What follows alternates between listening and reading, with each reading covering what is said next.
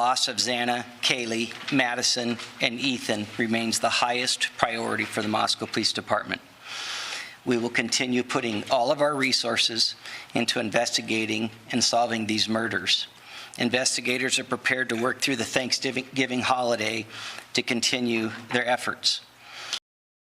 Moscow, Idaho, a peaceful, scenic college town in the Palouse Hills, was never known for crime. It's the kind of place where doors are left unlocked, neighbors know each other, and the biggest events revolve around college football games or farmers markets. That all changed on November 13th, 2022. At 11:58 a.m., a frantic 911 call came in. The dispatcher's notes would later describe an unconscious person. But first responders arriving at 1122 King Road were met with something no one in that town had ever imagined.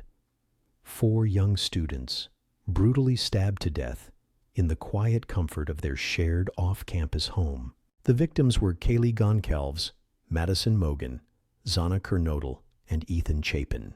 All in their early 20s, they were full of life, popular, and active students at the University of Idaho. Kaylee and Madison had been best friends since childhood. Xana and Ethan were a happy, carefree couple. That weekend had been normal: parties, laughter, and plans for the upcoming Thanksgiving break. But inside the 3-story house, chaos had erupted in the early hours of Sunday morning. Kaylee and Madison were found together in Madison's bed, stabbed multiple times. Xana and Ethan, who had returned home later that night, were found in a second-floor bedroom. Xana showed signs of fighting back, defensive wounds indicating she had struggled. The murder weapon was never recovered. There were no signs of forced entry. 2 other roommates, Dylan Mortensen and Bethany Funk, were asleep on the ground floor and were unharmed.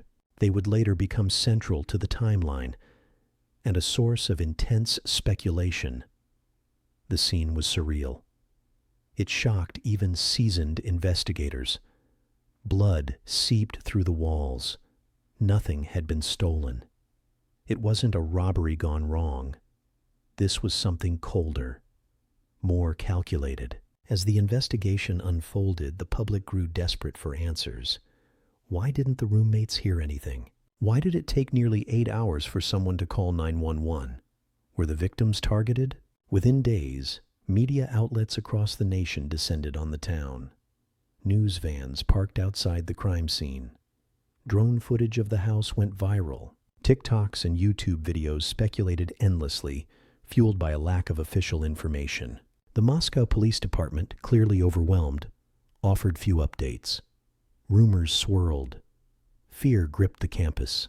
Students began withdrawing from classes and returning to their hometowns. To the outside world, Moscow was now a place of mystery and fear. In those first weeks, law enforcement remained tight-lipped, but behind the scenes, a digital net was forming. Investigators collected an overwhelming amount of surveillance footage from the surrounding neighborhoods. They pulled cell tower data. They analyzed social media posts, Venmo transactions, and security camera loops. The FBI was brought in. They built a detailed timeline, minute by minute, of the victims' final hours. On the night of the murders, Kaylee and Madison had gone to a local bar called the Corner Club, then stopped at a nearby food truck around 1:45 a.m. They were seen laughing, chatting. Everything seemed normal. By 2 a.m., they had gotten a ride home. Xana and Ethan had attended a fraternity party earlier in the evening. They, too, returned around the same time. By 4 a.m., all 4 victims were inside the house. By 4:20 a.m., the brutal attack had likely already occurred. The timeline was tight. The precision, alarming. What kind of person could commit such an act, slip away undetected, and leave behind no trace? That question haunted both investigators and the public. The surviving roommates, initially seen as potential witnesses, were quickly cleared. But Dylan Mortensen had reported seeing a figure in black clothing and a mask walking past her in the hallway in the early hours of the morning. Her statement would become a critical puzzle piece. While the public speculated wildly, From serial killers to cartel hits, investigators quietly zeroed in on one subtle clue: a white Hyundai Elantra seen circling the neighborhood several times between 3:30 and 4:20 a.m. It appeared on several surveillance cameras, entering and exiting the area with eerie timing. The vehicle had no front license plate. The make and model narrowed it down to a range of years. But finding one car among millions would require patience, data, and a breakthrough. And then there was the DNA. At the crime scene, detectives recovered a knife sheath left near Madison Mogen's body. A single male DNA sample was found on the snap. There was no match in the criminal database, but the sample was preserved. Waiting. Public frustration was mounting. Weeks passed. Thanksgiving came and went. Students returned home. A community sat in fear. But on December 30th, 2022, just before the new year, a name would shatter the mystery: Bryan Kohberger, a criminology PhD student, just 10 miles away, with eerie behavioral patterns and a background tailor-made for chilling suspicion. In the digital age, you can't erase a shadow, and Bryan Kohberger had left plenty behind. While Moscow held its breath and mourned its lost children, law enforcement was quietly unraveling a ghost story, not of the supernatural, but of a man hiding in plain sight.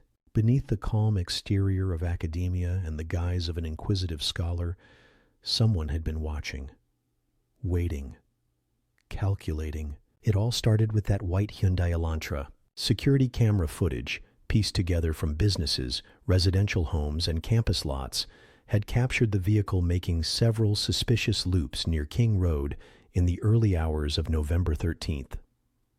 The movements weren't casual. It circled, paused, returned, like someone tracking a schedule or waiting for lights to go out. The footage was grainy, but to seasoned analysts, it was gold. Investigators knew the car's window of movement, between 3:30 and 4:20 a.m., matched the presumed time of the killings. They had a year range, a make, a model. Now they needed an owner. Law enforcement reached out to the public. "We're seeking the driver of a 2011-2013 white Hyundai Elantra seen in the area on the night of the murders," the bulletin read. Within hours, the tip lines exploded. One name stood out: Bryan Kohberger, 28 years old, a PhD student in criminology at Washington State University, just a short drive across the state line in Pullman. He drove a 2015 white Elantra, slightly newer than the bulletin described, but it was enough to warrant a closer look. And the deeper investigators dug, the more chilling the profile became. Kohberger wasn't just a student of crime, he was obsessed with it. He had studied under top forensic psychologists, written essays on the minds of serial killers, and posted academic surveys online asking criminals about their emotions before, during, and after committing violent acts. The questions were haunting. What did you feel after committing the crime? How did you prepare for it? What was your motive? To many, it read like scholarly curiosity, but to the FBI's behavioral unit, it looked like blueprinting. Investigators began tracking Kohberger covertly. They reviewed his phone records. GPS pings revealed that his device had been near the King Road house at least 12 times before the murders, almost all of them late at night. He wasn't a friend. He had no known connections to the victims. Why was he there? Digital forensics became their greatest weapon. Kohberger's phone had been turned off during the likely window of the murders, but surveillance showed his car in the area. The disconnect was deliberate. That blackout period alone raised red flags. More pieces fell into place. His odd behavior, his awkward interactions with women, his intensity in criminology classes, particularly about serial offenders. He was said to dominate discussions, correct professors, and talk about perfect crimes with unsettling calm. Then came the biggest clue: the DNA. Back at the crime scene, that single piece of evidence, the snap of a knife sheath, had yielded a partial DNA profile. It wasn't in CODIS, the national database, but investigators had a new tool: genetic genealogy. By cross-referencing the sample with ancestry websites, they found a familial match, a distant cousin. From there, they constructed a family tree that led directly to one person, Bryan Kohberger. To confirm their theory without tipping him off, agents in Pennsylvania secretly retrieved trash from his family's home in Albrightsville, where Bryan had driven with his father for the holidays. In that trash was a sample of his father's DNA, which matched the suspect's DNA from the crime scene at an extremely high probability. That was enough. On December 30th, 2022, at 1:30 a.m., a SWAT team raided the Kohberger home. The suspect was arrested without incident. Neighbors later said Bryan looked stunned, like he'd seen a ghost. But the real ghost was him, hiding among them all along.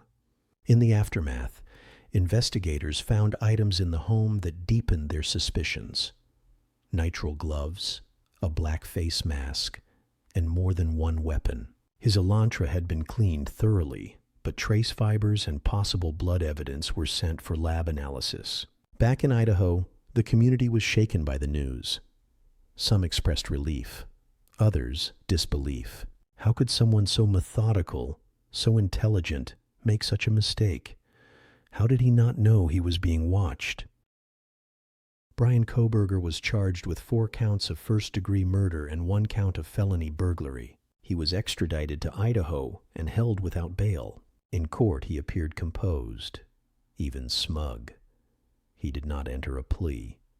His defense requested more time to review the evidence. Still, one question hung over the town, louder than the rest. Why did he do it? He studied the minds of killers for years, but no one seemed to study his.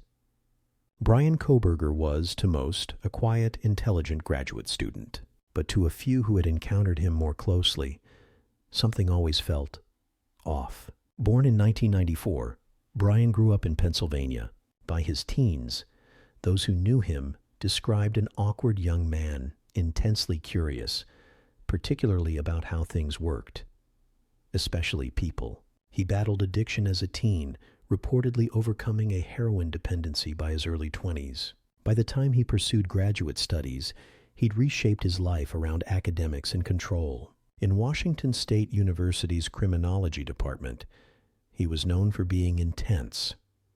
Some students described him as brilliant but arrogant. Others recalled uncomfortable conversations, Kohberger questioning the logic of criminal behavior as though trying to justify it rather than condemn it. He applied his curiosity practically. In summer 2022, he posted a research survey on Reddit, targeted at ex-convicts. The questions were blunt.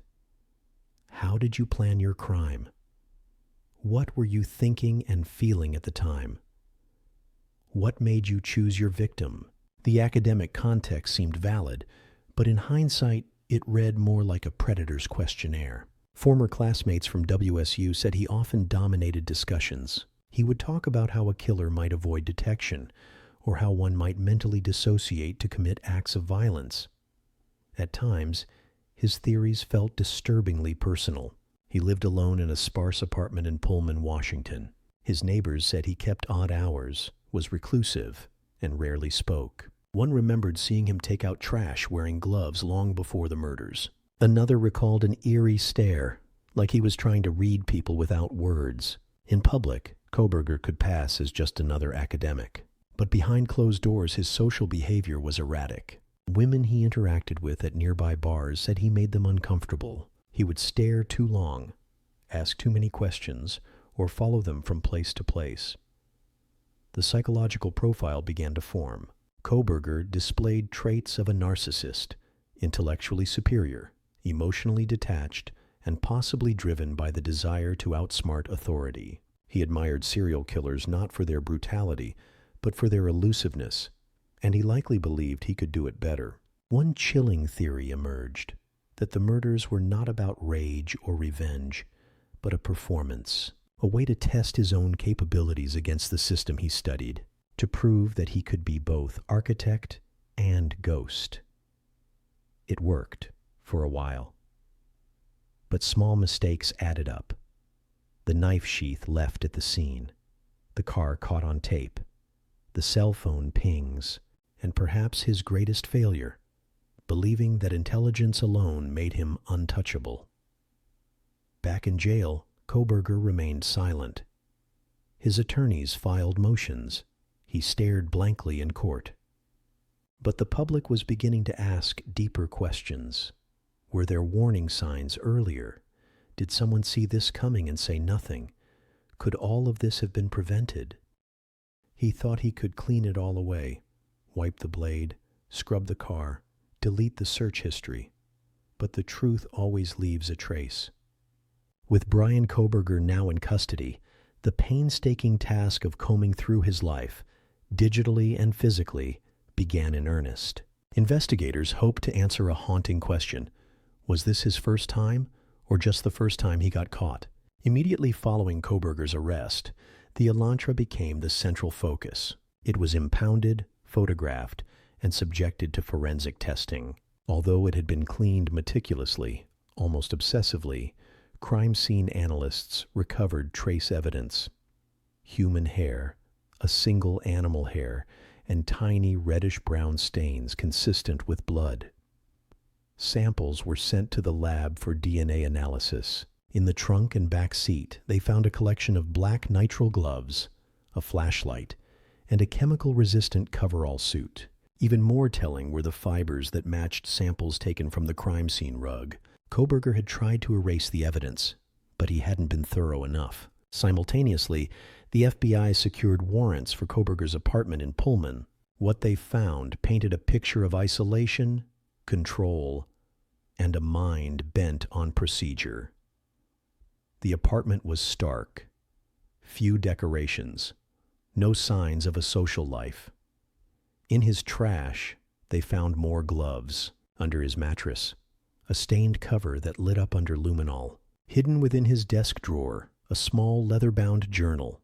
Inside, disturbing entries. Some seemed like case studies. Others read like planning notes. Follow pattern, in out under 10 mins. Weak spots, sliding door, plus blind spots on cams. No one sees, no noise, fast. There were references to King Road and chilling sketches of the layout of the 3-story house. One diagram even indicated where each victim slept. Then came the digital gold mine. Kohberger's laptop and phone were imaged and mirrored. Technicians began combing through browser histories, deleted files, encrypted messaging apps, and location data. What they uncovered deepened the horror. Weeks before the murders, he had searched how to plan a murder and not get caught. On Reddit and 4chan, he participated in forums discussing criminal psychology and real-life crime scenes. His GPS data showed he had driven by the King Road house multiple times at different hours. On the night of the murders, his phone had been turned off for precisely the time frame of the killings, then switched back on just as he left the area, captured again by traffic cameras miles away.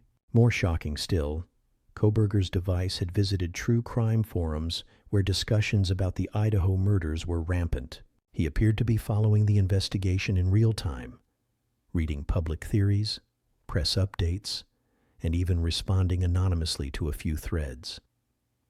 The cherry on top? A Google search 2 days after the murders. Can police trace DNA through trash? By January 2023, the prosecution's case was shaping up. But the defense pushed back. They argued circumstantial evidence. They claimed Kohberger had no direct link to the victims, that his DNA on the knife sheath was a fluke, that he was interested in criminology, not guilty of it. But each week, new findings emerged. Prosecutors filed motions to present Kohberger's online activity, his journal entries, and expert testimony about behavioral patterns of obsessive-compulsive offenders. They painted a picture of a man who didn't kill out of passion, but precision. Meanwhile, victim impact statements from families were quietly being prepared. The Goncalves family released a statement to the press. We want justice, but more than that, we want answers. Justice isn't just about verdicts.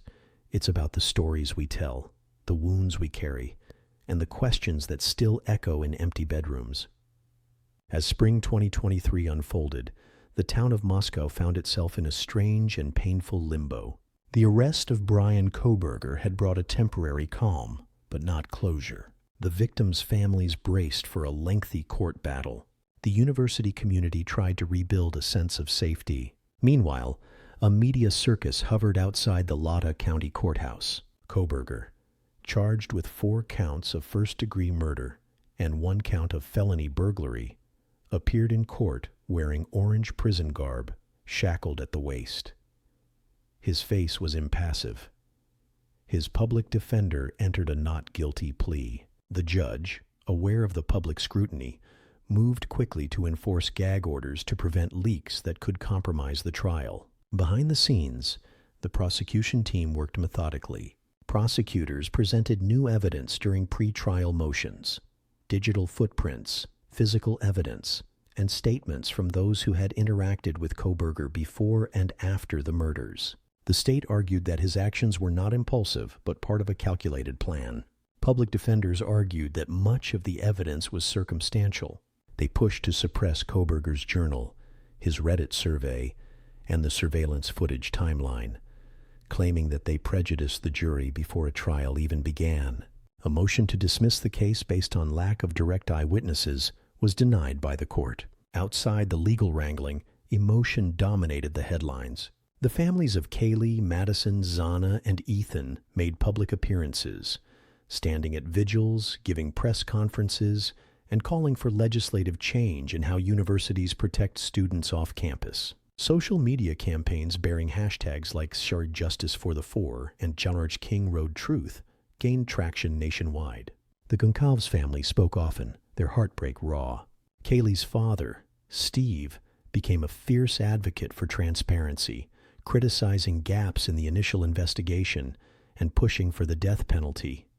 He said, "We're not angry, we're shattered, and we're not stopping until we know why." The Chapin family, more private, created a foundation in Ethan's name, promoting youth leadership and nonviolence. The Mogan and Kernodle families released statements expressing trust in the system, but also their fatigue with the media frenzy. As the trial neared, a major turning point occurred.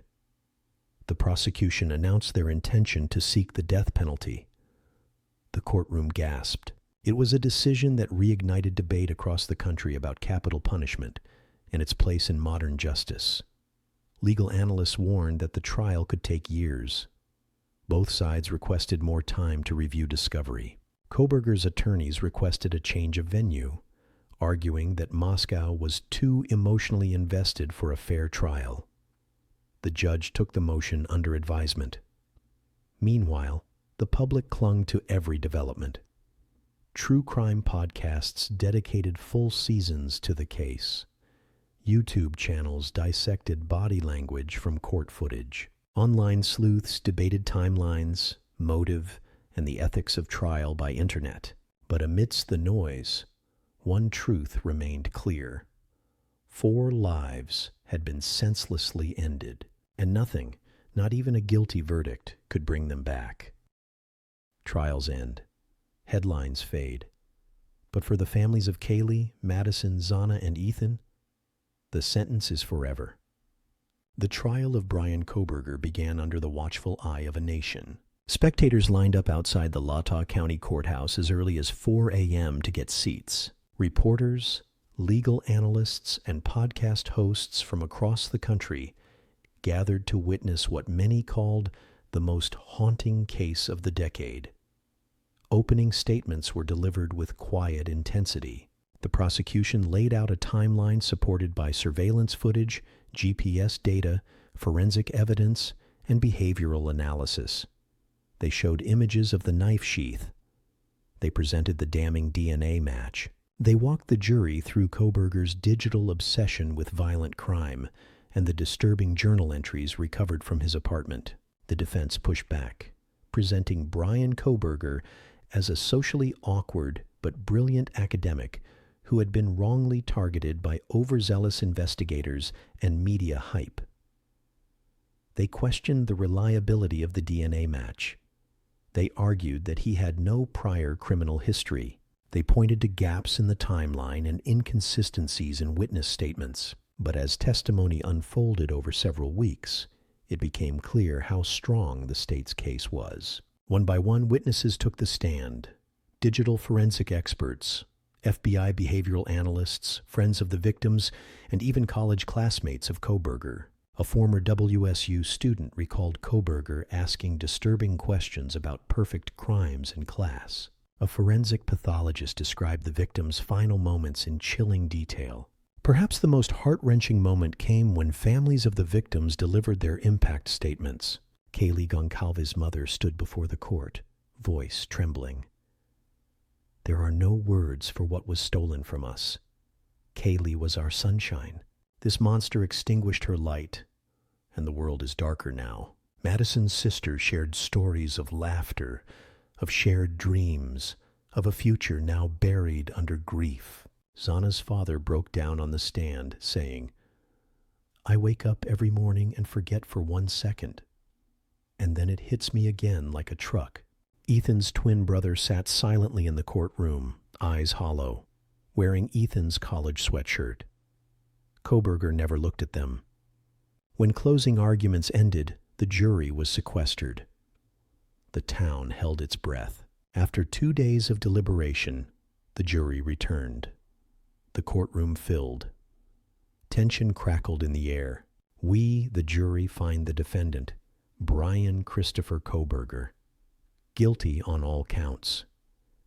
There were sobs, gasps, silent embraces, relief but not joy. The verdict was just a moment in time. Justice, yes. Closure, never. The judge allowed the families to address the court again. Kaylee's father said, "This doesn't bring our daughter back, but it sends a message. Evil doesn't get to win here." Kohberger was sentenced to death by lethal injection, though appeals are expected to last for years. He was transferred to Idaho Maximum Security Institution under 24/7 surveillance. In the months that followed, Moscow began to slowly recover. A scholarship fund was created in the victims' names. The King Road house was purchased by the university and later demolished. Too haunted, too sacred to remain. But for the families, the pain never truly fades. 4 young lives, full of potential, were stolen in the dead of night. Not because of who they were, but because of someone else's dark fantasy. A man who thought he could outthink the system. A man who forgot that, in the smallest fibers, the quietest moments, and the most overlooked details, the truth always speaks.